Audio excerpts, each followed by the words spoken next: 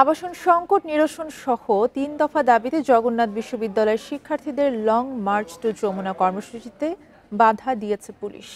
দুপুরে কাকরাইল মোড়ে tear shell ও sound grenade নিক্ষেপ করা হয়। এর আগে সকাল 10টা থেকে ক্যাম্পাসে জড়ো হতে থাকেন শিক্ষার্থীরা। পরে সেখান থেকে যমুনার উদ্দেশ্যে পদযাত্রা শুরু করেন তারা। এ সময় তারা দাবি আদায়ে নানা স্লোগানও দিতে থাকেন। এর আগে মঙ্গলবার শিক্ষক শিক্ষার্থী প্রতিনিধিরা বিশ্ববিদ্যালয় মঞ্জুরি কমিশনের কর্মকর্তাদের সঙ্গে বৈঠক করেন। এতে বাজেট বৃদ্ধি ও আবাসন সংকট নিরসন নিয়ে আলোচনা হলেও দাবি মানা হয়নি বলে অভিযোগ শিক্ষার্থীদের। পরে জবি ঐক্য নামে জগন্নাথ বিশ্ববিদ্যালয়ের শিক্ষার্থীদের প্ল্যাটফর্ম থেকে ৩ দাবিতে প্রধান উপদেষ্টার বাসভবন যমুনা অভিমুখে লং মার্চের ঘোষণা দেওয়া হয়।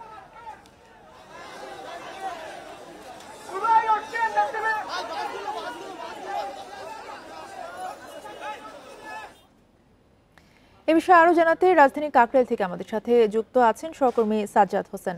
সাজ্জাদের আগের ঘন্টায় আপনি যেমনটি জানিয়েছিলেন যে এই যে পদযাত্রা তারা শুরু করেছে শিক্ষার্থীরা, এই পদযাত্রায় বাধা দিতে কিন্তু আসলে টিয়ার শেল নিক্ষেপ করা হয় এবং কাকরাইলে আসলে বর্তমান কি পরিস্থিতি জানতে চাচ্ছি। জি, ঠিক এর আগের ঘন্টায় আমি যেমনটি বলেছিলাম, জগন্নাথ বিশ্ববিদ্যালয়ের শিক্ষার্থীরা তারা কিন্তু লং মার্চ করে যমুনার উদ্দেশ্যে রওনা হয়েছিল একটি মিছিল নিয়ে। সেখান থেকে কিন্তু মিছিলটি যখন কাকরাইল মোড়ে এসে পৌঁছায় সেখানে কিন্তু আইন শৃঙ্খলা বাহিনী যারা ছিল, এপিবিএন ছিল, সেখানে বিজিবি সদস্যরা ছিল এবং পুলিশ বাহিনী ছিল, তাদের উপরে কিন্তু মিছিলটি প্রতিরোধ করতে তাদের উপরে কিন্তু টিয়ার শেল এবং সাউন্ড গ্রেনেড নিক্ষেপ করা হয়।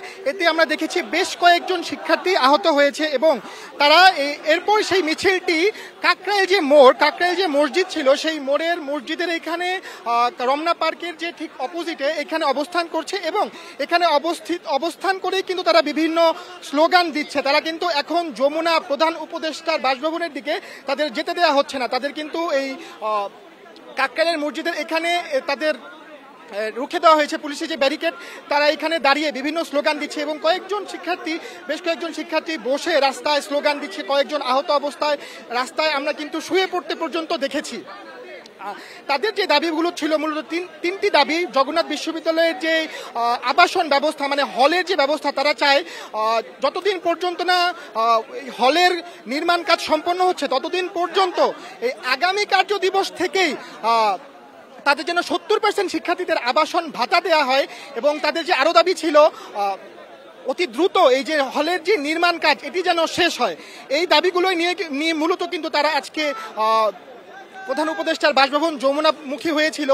যমুনামুখী তারা মূলত মিছিলটি গুলিস্তান হয়ে একবার গুলিস্তানে কিন্তু পুলিশ তাদের বাধা দেওয়ার চেষ্টা করেছিল, কিন্তু সেই সময় তারা পুলিশের ব্যারিকেড অতিক্রম করে কিন্তু এই কাকরাইল পর্যন্ত যখন উপস্থিত হয় তখন এক ধরনের নিরাপত্তার কথা ভেবেই কিন্তু পুলিশ বাহিনী এবং আইন শৃঙ্খলা বাহিনী যারা এখানে মোতায়েন আছে তারা কিন্তু সেখানে কাকরাইল মোড়ে কিন্তু তাদের মিছিলটি অবরোধ করে দেয় এবং তারা সেখানে এখন বর্তমানে এই কাকরাইল মোড়ে দাঁড়িয়ে বিভিন্ন স্লোগান দিচ্ছে মিছিলে। কাকরাইল থেকে জানাচ্ছিলেন সহকর্মী সাজ্জাদ হোসেন।